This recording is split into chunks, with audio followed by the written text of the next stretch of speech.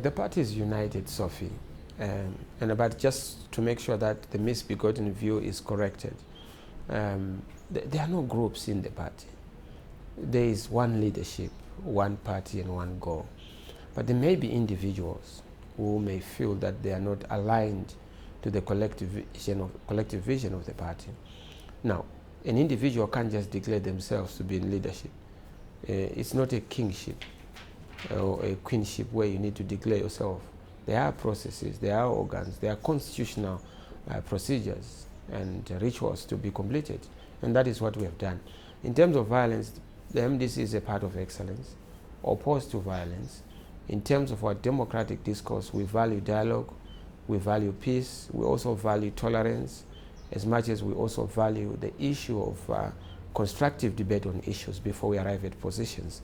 So the issue of leadership is a settled question.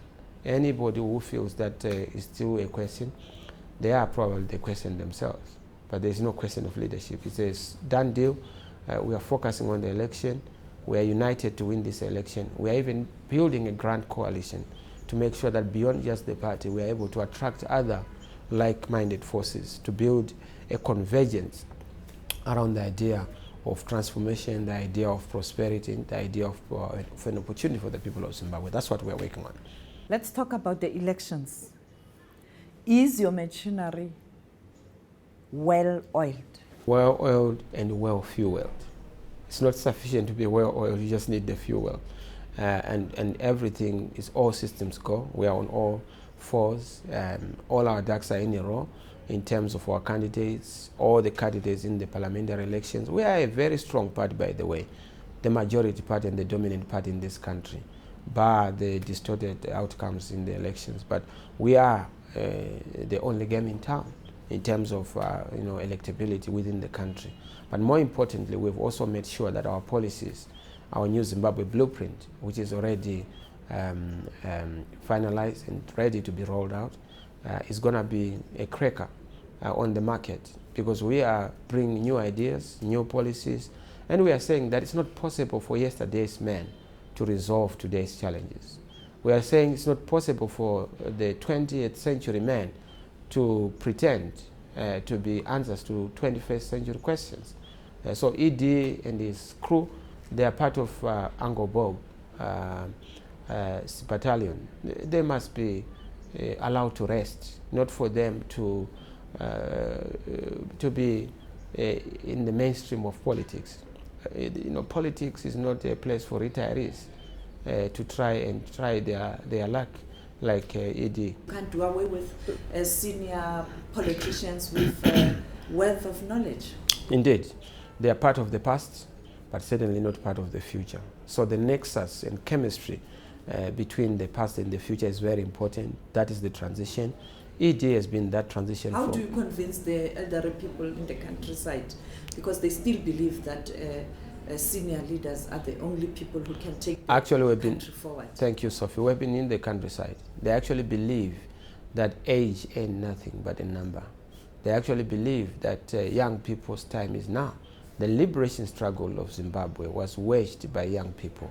Liberation struggles elsewhere, including the fight against apartheid, was waged by young people. So the role of young people in transformation is certainly not contestable, and that is the view in the rural areas, in the countryside.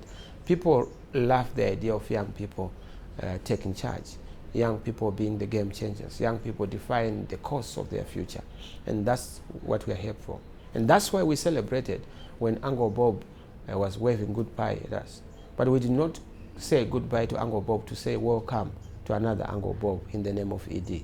And this is why we feel that ED must also accompany Anglo-Bob, as they have been together for the past 38 years. How are you going to approach the land question? Ours is a very radical view. We even want to rationalize the land reform and move just from land redistribution to agrarian reform, which is a deeper and more comprehensive program. And in this we are talking about transformation, not just change of ownership, but also issues of transformation in terms of land holding, so that we have title in the land, so that we also are able to extract real value from the land. So it's a deeper reform program We need to compensate those who were victims of the process, and we have a program in place to make sure that there is fair value compensation, but also making sure that land is extracted in value, both exchange value and use value. Right now, there's only the use value of land without the exchange value. We need to make sure that we securitize the issue of land, but more importantly, empower the people who are on the land in terms of tilling the land and utilizing it for the common good. Willing buyer, willing seller, and now South Africa is reviewing the whole land question. It will work here because we've already completed the land reform program. So there are issues that have been raised by the former farmers. We need to be fair to them, but we also need to rationalize and have a land audit. There are many people who own many farms, which is against the ethos, values, and ethics of the liberation struggle. One man, one farm. One woman, one farm, so that there is equitable distribution of that resource. So the issue of rationalizing is very important to make sure that there is no undue corruption in terms of land. Land is a very important resource because that's where the whole definition of a country is. So we need to be able to deal with these issues. But more importantly, the compensation of the former white farmers is an issue that has always come in the context of proper rights, in the context of the rule of law, in the context of good governance. So we need to do it as an obligation, as a necessity. One man, one farm, one woman, one farm. Do you give land back to the state or you give land to individuals? Let's talk about title deed. Who owns the title deed? Let the title be to an individual. Now, we can agree on the tenure system. Our tenure system has been to say, let's have a leasehold, a 99-year lease that is given to individuals, but they should be able to then borrow against that piece of land so that at least people have title. We also have freehold in certain circumstances, so it's going to be multifaceted depending on the circumstance. There's also state land that will continue to be part of the state in terms of the constitution. So that will be variegated on account of circumstances and also a necessity in terms of land. Can you briefly take us through your economic policy? How do you hope to do things differently? We have the new Zimbabwe blueprint, which is our SMART document. SMART meaning the sustainable and measurable agenda for real transformation. That's SMART. It's an acronym for our new Zimbabwe blueprint. Now, that SMART document speaks to a number of issues. It speaks to issues of governance, how we are going to make sure that governance is resolved from a structural point of view, but also from the infrastructure and the culture. We need to make sure that we give people their responsibility to govern.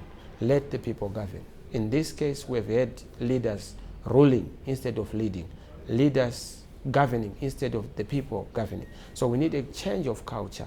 The police have been known as a police force. We must move into a police service so that the police are not seen as enemies of the people, as a threat to the people, or people are not seen as a threat to government. There's been a cat and mouse relationship between government and the people. That must be reviewed, that must be changed, and that is in the context of the governance culture. But also devolution is our next revolution.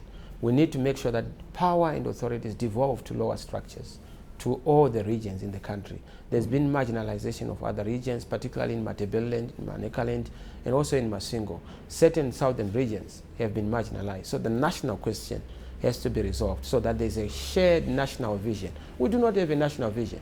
ED is saying Zimbabwe is open for business, but when it is closed for good governance, when it is shut for accountable governance. Just yesterday I told the hospitals, I said you can't have an open for business mantra when hospitals are shut for health, for life. Because the biggest business at the end of the day is life. So that's the first element on governance. The second one is the economy. And on the economy, we are saying it's a very simple issue. Let us remove the noise and inconsistency in the leadership, in the cockpit. We have too many inconsistent statements coming from the same government. Too many statements, multi-speaking, double-speaking by government, threatening bilateral agreements, BIPAs, with South Africa, with Botswana.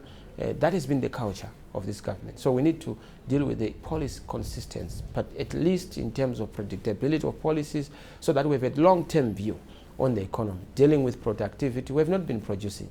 We have been a consuming nation. We need to go back into production in agriculture, in manufacturing, in dealing with resuscitation of tourism, and all the other key sectors like mining. We have 60 minerals in the country. Natural gas, tantalite, lithium, in abundance. But our economy is underground. We need to exhume that economy through making sure that we deal with productivity, we deal with a proper jobs plan, which is going to be anchored on public works programs, but also revitalization of the service industry. As you know, according to the McKinsey report, by 2020, the consumer-facing industries are going to be the key thing on the African continent. Look at the malls in South Africa. That's how economies are going to be, boosted, and that's what we would want to then deal with in terms of the jobs plan. The third issue on the economy is also the important issue of dealing with corruption. Not just a lip service, dealing with corruption, but having a root and branch reform of corruption, putting in place criminal, punitive criminal measures at law that will punish, criminal elements within. Because it has been a big issue, of course, with it to deal with the economy, the technology transfer and the skills transfer, just on the economy. Number 3 is the issue of the social services. That is a very important area because for a long time, our people have been marginalized, our people have been left vulnerable, particularly the women, particularly the youth, minority groups. They need inclusion. We need a shared society. We need a shared economy. And that can only be possible through our programs in terms of our education policy, free primary education from grade 1 to grade 7, but also be able to then allow parents to prepare for the secondary education. Tertiary education will reintroduce the loan and grant system, but then beyond that, we must be able to then, coupled with the jobs plan, create an exportation of our very important labor because, Zimbabweans are educated, 96% literacy rate. We need to make sure that we build a dividend out of it by exporting that kind of labor for the benefit of the nation, but also for individuals in terms of what Cuba used to do to the African continent, but also to the greater, worldwide. How are you going to address the challenge of the currency? Well, the currency is a very simple issue. We are going to have a basket of currencies. We'll immediately ban the bond note because the bond note is a fiction. It's just something that Mr. Mugabe introduced out of fiction and fallacy to say we are now using tissue paper as money. This now is equivalent to a US dollar. This one is equivalent to a rand. We need to remove that kind of fiction because it's not real. And once we remove and scrap the bond, we then need to make sure that we securitize those where there are balances in the banks because they have been robbed of their real currency. We then make sure that on the back of our own gold reserves that we are going to build, we are able to create a basket of currencies, the rand, the US dollar, and many others for a period until we resolve issues of productivity, confidence, consistency. Because in Zimbabwe, the bank queues we are seeing are not on account of the cash crisis. It's actually a confidence crisis, it's a trust crisis, but manifesting itself as a cash crisis. So once you deal with confidence issues, trust issues, leadership issues, everything else will then fall into place. Do you subscribe to the notion of the indigenization policy? Indeed, we believe in localization, but not the indigenization in the ZANU-PF concept. Because indigenization in the ZANU-PF concept is actually looting, which is institutionalized. They believe that indigenization is about the chefs, those who are in the rank and file of the leadership of the party, in a partocratic culture where there's no distinction between the party and the state. Those who are in the party think that they're the state, those who are in the state think that they're the party. That must be stopped, and we don't believe in that kind of indigenization. Ours is to say, let's assess the value chain, let's localize benefits to local communities so that we build community integrated infrastructure support programs where we have local minerals. That's why I talked about devolution.